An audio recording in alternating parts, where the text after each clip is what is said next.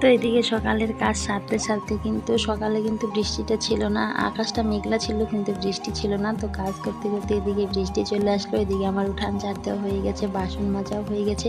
তো ঘরটা আজকে ভালো করে ঝাড় দিয়ে নিয়েছি, আজকে আর মুছিনি ঘরটা। তো এদিকে আমি এখন চলে গেছি হচ্ছে গোবর ফেলার জন্য। তো আমি তো স্নান না করে গোয়াল ঘরে যাবো না আজকে, এর জন্য তোমাদের দাদাভাইকে বললাম যে তুমি আমাকে গোবরগুলো বের করে দাও, আমি নিয়ে ফেলে দিই। আর দেখো না, গোবরের গাবলা মাথায় তুলতে গিয়ে অল্পের জন্য পড়ে যেত কিন্তু গোবরের গাবলাটা আমার হাত থেকে। আর অনেকটা দূরেই নিয়ে যেতে হয় কিন্তু গোবরগুলো, সেই পুরনো বাড়িতে কিন্তু গোবর ফেলতে যেতে হয়। তো ওইদিকে গোবরগুলো ফেলে দিয়ে আসলাম, এরকম 3 গাবলা গোবর হয়। তারপর আমি এদিকে পাইপটাও নিয়ে আসলাম। তো বললো আমাকে পাইপটা নিয়ে আসো, আমি ধুয়ে দিই, কারণ স্নান করে এই কাজগুলো আমি একদমই করতে পারবো না, আর স্নান না করেও কিন্তু করতে পারবো না। তো দুদিকেই সমস্যা, স্নান না করেও গোয়াল ঘরে যেতে পারবো না, আবার কিন্তু এদিকে স্নান করে মানে এই কাজগুলো করতে গেলেও আবার জামা কাপড় ভিজে যাবে, আর এদিকে বৃষ্টি নামছে, ভিজে যাব কিন্তু আমি পুরোই। তো এদিকে আমি ব্রাশ করছি, আমি এখানটায় দাঁড়িয়ে আছি, পাইপটা ওকে এনে দিলাম, ওইদিকে গোয়ালটা ধুয়ে দিচ্ছিল কিন্তু। তো এদিকে শাশুড়ি মাও বাড়িতে নেই, আর শাশুড়ি মা থাকলেও এই বৃষ্টির মধ্যে মা কিন্তু সেই গোবর ফেলতে একদম যায় না, এখন যেতেও দেয় না, পড়ে টরে আবার কোনো আপদ বিপদ না ঘটে যায়। আর বৃষ্টির মধ্যে গোবর ফেলতে অনেকটাই অসুবিধা হয়, অনেকটা দূরেই কিন্তু গোবরগুলো নিয়ে যেতে হয়। তো এর জন্য আমাকে একটু হেল্প করছিল তোমাদের দাদাভাই কাজের সঙ্গে সঙ্গে। আর ছেলে মানুষরা না একটু হেল্প করলে এরকম বাড়ির বউদের অনেকটা কাজ কিন্তু এগিয়ে যায়। তো এদিকেও আমাকে হেল্প করে দিচ্ছিল, গোবরগুলো বের করে দিল কোদাল দিয়ে তুলে, আর আমি নিয়ে ফেলে দিয়ে আসলাম। যেহেতু আমি স্নান করবো, আমার শরীরে নোংরা লাগলে ভিজে গেলেও কিন্তু কোনো ব্যাপার না, আর যেহেতু আমি স্নান না করে গোয়াল ঘরে যাবো না, এটা হচ্ছে সবচেয়ে বড় কথা।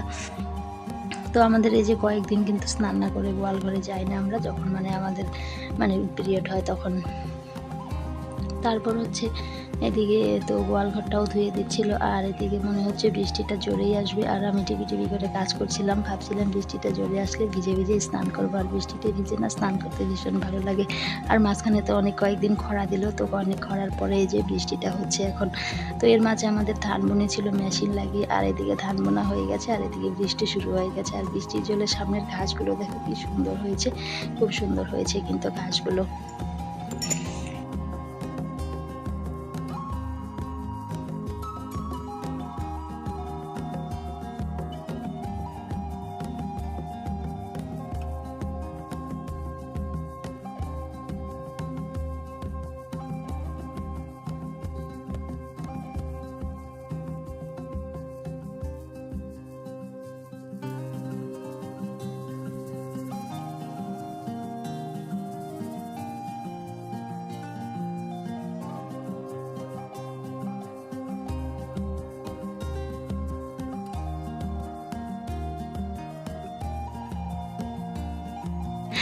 তো এদিকে গোয়াল ধোয়া হয়ে গেছে, আমি এখন মোটরটা মানে বন্ধ করতে যাচ্ছি, পাইপটা বের করে নিলাম। আর ইচ্ছে করছে এই পাইপ দিয়ে স্নান করি এখানে, কারণ এখন আর এখানে পাইপ দিয়ে স্নান করব না, কারণ বৃষ্টিটা মনে হচ্ছে জোরেই আসবে। তো বৃষ্টির অপেক্ষায় আর কতক্ষণ থাকবো, টিপি টিপি করে তো পড়েই যাচ্ছে। তো আমি ওইদিকে স্নানে চলে যাব এখন। আমার সমস্ত কাজকর্ম কিন্তু হয়ে গেছে, সমস্ত কাজকর্ম সেরে নিয়েছি, গোয়ালটা পরিষ্কার করলেই মানে হয়ে যেত, সেটাও কিন্তু হয়ে গেল। তো এদিকে মোটরটা বন্ধ করে দিয়ে এখন পাইপটা নিতে আসলাম। আর প্রতিদিন এই কাজগুলো করতে হয়, পাইপটাকে একবার টেনে নিয়ে আসো, আবার পাইপটাকে টেনে নিয়ে যাও, মানে কি বলবো। আর এগুলোই হচ্ছে আমাদের সংসারের কাজকর্ম।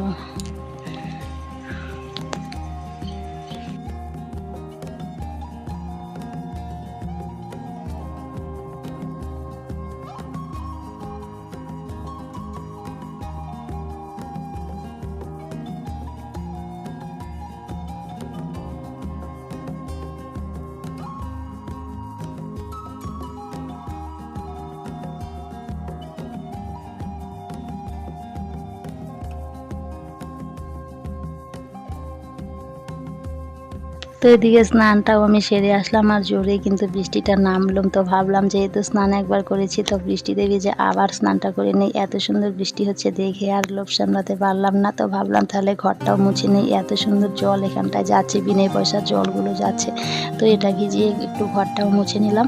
তারপরে কি মাথায় প্লাস্টিক সেটাও ফেলে দিলাম, ছাতা সেটাও ফেলে দিয়ে এখন আমি একদম বৃষ্টির জলে কিন্তু বিন্দাস কিন্তু স্নান করে নিলাম। আর মেয়েকেও ডাকছিলে, মা স্নান করবি নাকি, সকাল সকাল মা মেয়ে মিলে একদম বৃষ্টির জলে স্নান করলাম, দুবার স্নান হয়ে গেল।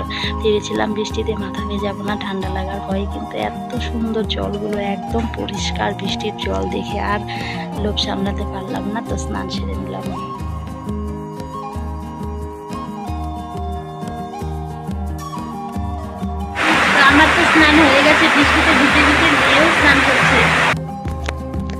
আর ওইদিকে আমার স্নান করা দেখে আমি মনে হয় যেন আজকে বাচ্চা হয়ে গেছে। আমার মেয়ে ওইদিকে মন খারাপ করছিল যে মা বৃষ্টিতে ভিজে ভিজে এত সুন্দর মজা করে স্নান করছে, আমি করতে পারছি না। তো ভাবলাম ও যেহেতু মনটা খারাপ করে আছে, তো বেলা তো 8টা সাড়ে 8টা বেজেই গেছে, তো বললাম যে স্নানটা তাহলে তুইও করে নে এই বৃষ্টির জল। আর বৃষ্টিতে স্নান করলে না মাথার চুল কিন্তু ভালো থাকে। তো মেয়েও কিন্তু ওইদিকে স্নান করে নিল সকাল সকাল।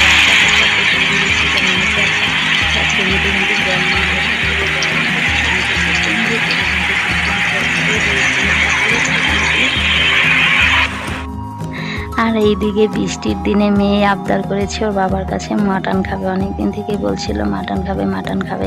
তো ওর বাবা মেয়ের কথা শুনে আর দেরি না করলে সেই বৃষ্টিতে ভিজে ভিজে মেয়ের জন্য কত দূর থেকে গিয়ে মাটন নিয়ে আসলো। বাজারে গিয়েছে, সেখানটায় পায়নি একটা বাজারে, তারপর অন্য আরেকটা বাজার থেকে কিন্তু ভিজে ভিজে মাটন নিয়ে আসলো। আর আমি কিন্তু রান্না করছিলাম এদিকে। তো এদিকে মাটন রান্না করবো। মাটন তো তোমাদের দাদা ভাই খাবেই না, যে এনেছে সে তো খেতেই পারবে না, আমরাই খাবো। তো ওর জন্য আবার মাছ রান্না করবো। আর এদিকে তো বুঝতেই পারো একা হাতে সমস্ত রান্নার কিছু গুছিয়ে নিতে অনেকটাই দেরি হয়। মাটন রান্না করলেও তো অনেকটা দেরি হয়, কত কিছু গুছিয়ে নিতে হয়। তো এদিকে আমি সমস্ত গুছিয়ে টুছিয়ে রান্নাটা বসিয়েছি। ও আবার মাছ ধরে নিয়ে আসলো। তো আমি বললাম যে মাছগুলো আমি এখন কি করে কাটবো, উনানে দিয়েছি রান্না। তো বললাম তাহলে তুমি তো সবজিটা রান্না করো, সমস্ত রেডি করে দিয়েছি, তুমি বসে বসে নাড়ো, আমি মাছ কেটে নিয়ে আসি। ও আমাকে মাছ কাটতে দিল না, ও নিজেই কিন্তু মাছ কাটতে চলে গেল। আর যেহেতু মা নেই বাড়িতে, মা থাকলে তো মাই আবার মাছগুলো কেটে দিত। আর যেহেতু ও মাটন খাবে না, আর মাছগুলো ওকে না রান্না করে দিলেও কীরকম দেখা যায়, আমরা খাবো আর ও খাবে না, খুবই খারাপ লাগে। তো ওই কিন্তু আমাকে মাছগুলো কেটে ধুয়ে দিয়েছিল, তারপরে আমি আবার ভালো করে ধুয়েছিলাম। ছেলে মানুষের মাছ কাটা বুঝতেই পারো কিন্তু। তো এদিকে আমি মাটনটা রান্না করে তারপরে ওর জন্য আবার মাছ রান্না করব।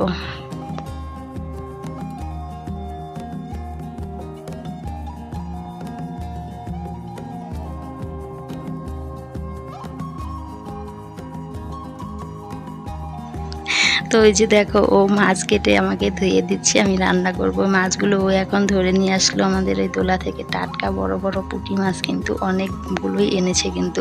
তো কেটে এই যে ধুয়ে দিচ্ছে। তো আমি আবার ভালো করে রান্নার আগে একটু ধুয়ে নেব। বন্ধুরা, আজকের ভিডিওটা এখানে এন্ড করছি। Tata bye.